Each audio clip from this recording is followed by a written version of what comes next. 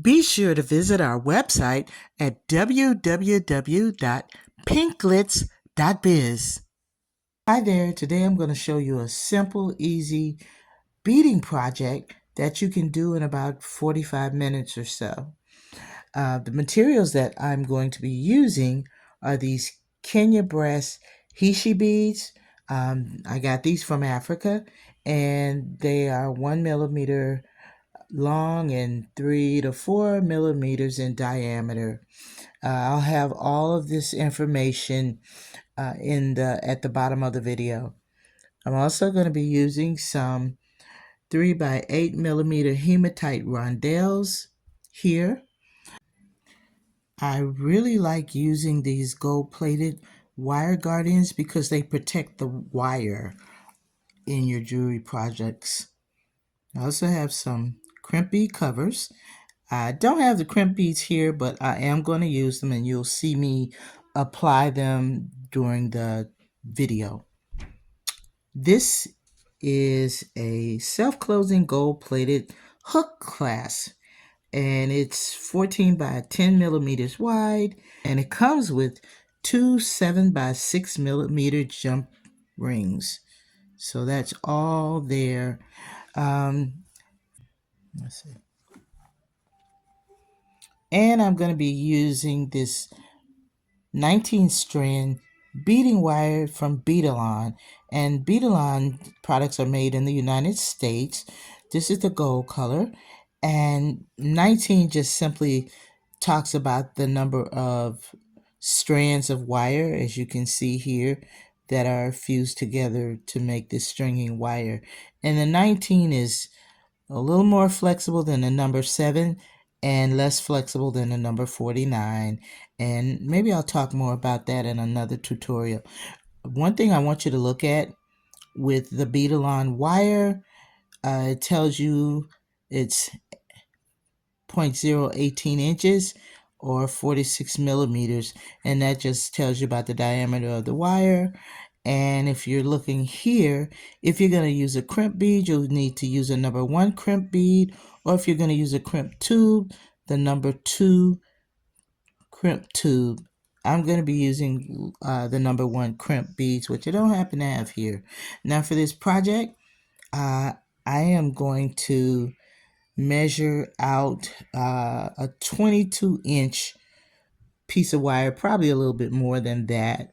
And the way I string my beads, I've kind of started on this project. I always keep the wire attached to the spool until I'm done. That way I don't cut it short or leave too much excess. I just basically keep it attached there, and I don't need a bead stopper or anything like that on this end. So this is a pretty simple project, and I am going to just show you simply how I'm doing this. So as you can see, I put one of the Heishi beads on, then I just thread another one of the hematite rondelles on the wire. Let's see if you can. I'm trying to keep the shadow off my hands. Maybe I'll just hold it up. Okay, so you see how that's going to look, and I'm just going to keep stringing these until I'm at the 22-inch mark, because I want this to be a more of a choker style necklace than a long one, and that's pretty trendy right now. So I'm going to continue stringing, and I'll be back when I'm ready to put the wire guardians, the crimp beads, and all those things on. Okay, after a little trial and error, I decided that I was going to use these crimp locks instead of the crimp beads and crimp covers. It's a much neater, cleaner look, and less complicated. So I am going to thread one of the crimp locks onto the wire here, and then I am going to take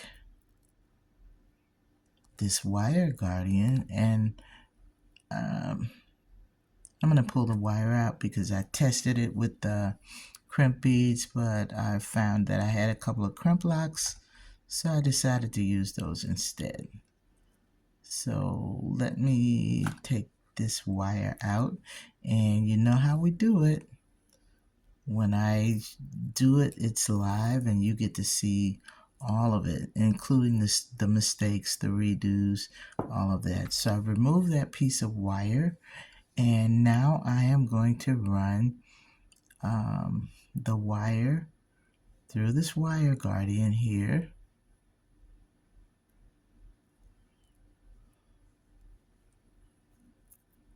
And as you can see, I already have the wire guardian around the jump ring that is attached to the hook clasp. And I did not, I don't undo the clasp. I just feel like it's better or smoother when I have it already connected. Okay, so now I am going to run the wire through the crimp lock. I like these crimp locks a lot. And let me pull a little bit more wire there.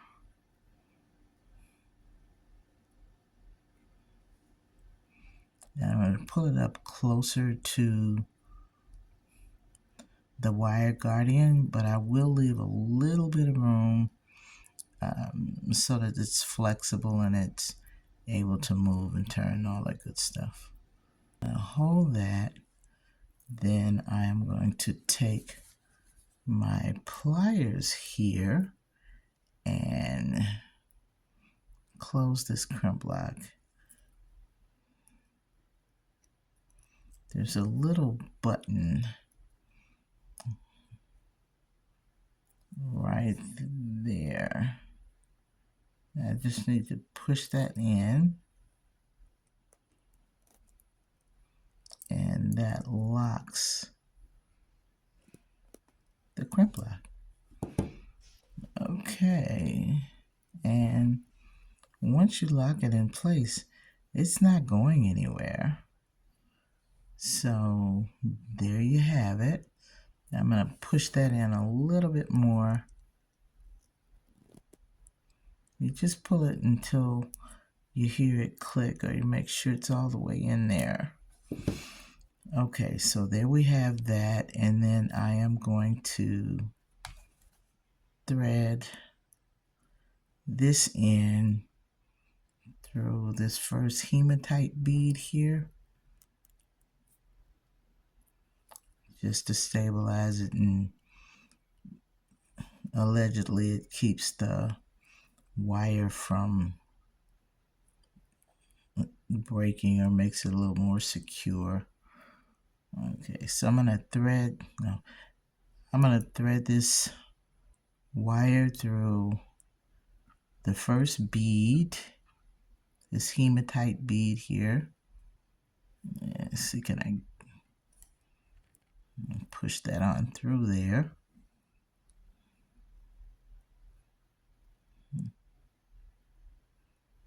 And I'm also gonna run it through the first Heishi bead as well.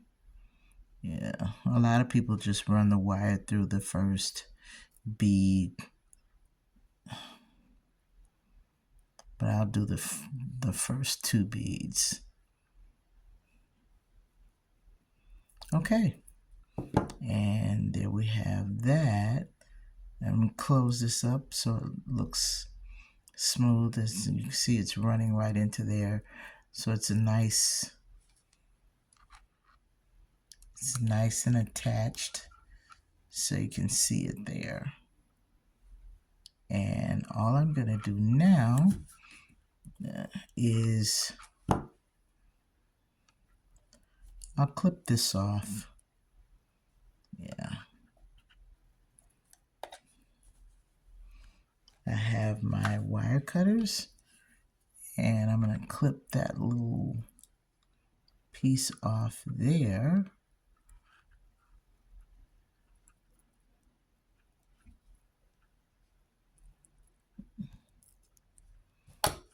Okay, and I'm just going to pull the other beads down, and that's the first end of this necklace.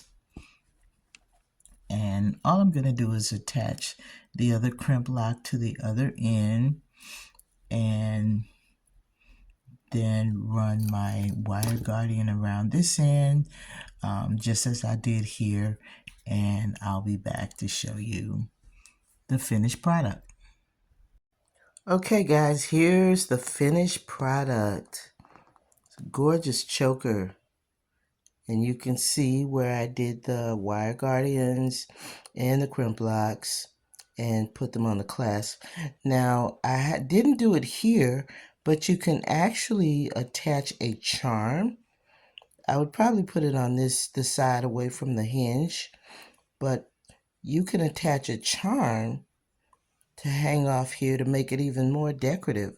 So that's it. Hematite and brass Heishi beads.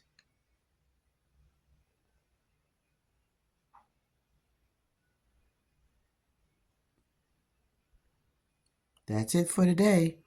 I will have a list of all the materials and where to find them at the bottom of this video. So until next time, bye.